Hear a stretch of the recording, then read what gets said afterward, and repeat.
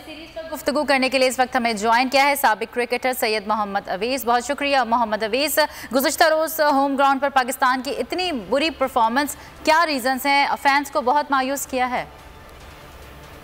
Unfortunately मुझे लगता है शायद नजर लगी है, क्योंकि पहले मैच में आपको पता है पाकिस्तान ने जो टेस्ट मैच था पिंडी के अंदर बड़ी जबरदस्त परफॉर्मेंस थी पाकिस्तान के बैट्समैन की, अच्छी अपना पार्टनरशिप्स भी कायम की गई। लेकिन कराची में जब वो टर्न अराउंड, आपको पता है कराची बेसिकली बेल्टर विकेट है, बैटिंग को ज्यादा साजगार होता है और ऑस्ट्रेलियंस का भरपूर फायदा भी उठाया।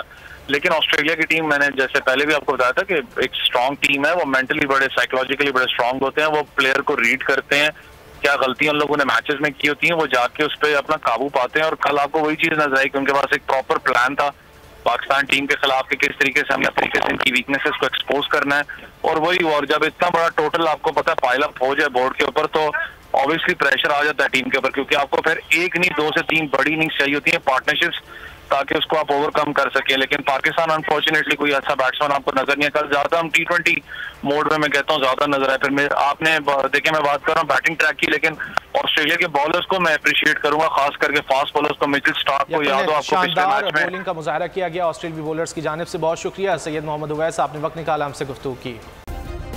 सब्सक्राइब करें और बेल दबाएं ताकि कोई खबर रह न जाए।